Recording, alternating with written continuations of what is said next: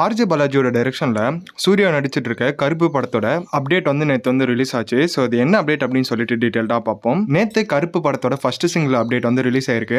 நாளைக்கு அதாவது தீபாவளி அன்னைக்கு படத்தோட ஃபர்ஸ்ட் சிங்கிள் வந்து ரிலீஸ் பண்ண போறாங்க அப்படின்னு சொல்லிட்டு ஒரு அப்டேட் வந்து கிடைச்சிருக்கு. கருப்பு படத்தோட ரிலீஸ்க்கு அப்புறம் சூர்யா 47 யார் எடுக்க போறாங்க அப்படின்னு சொல்லிட்டு இப்போ வந்து ஒரு அப்டேட் வந்து கிடைச்சிருக்கு. சூர்யா 47 பொறுத்த வரைக்கும் ஜித்து மாதவ் வந்து அந்த படத்தை வந்து எடுக்க போறாரு அப்படின்னு சொல்லிட்டு ஒரு டாக்ஸ் வந்து போயிட்டு இருக்கு. இந்த படத்துல ஃபகத் ஃபாசிலும் வந்து நடிக்க போறாராம். அது மட்டும் இல்லாம சூர்யா 47 சூர்யா ப்ரொடக்ஷன்ல வந்து ரிலீஸ் பண்ண போறதா அபிஷியலா ஒரு அப்டேட் வந்து கிடைச்சிருக்கு. இப்ப ரஜினிகாந்த் நடிச்சிட்டு இருக்க ஜெயிலர் 2 படத்துக்கான ஷூட்டிங் வந்து விறுவிறுப்பா போயிட்டு இருக்கு. ஸோ ஜெயிலர் 2 முடிச்சதுக்கு அப்புறம் ரஜினிகாந்த் வந்து சுந்தர் சியோட டைரக்ஷன்ல தலைவர் 173 வந்து பண்ண போறாரு அப்படின்னு சொல்லிட்டு ஒரு அப்டேட் வந்து கிடைச்சிருக்கு.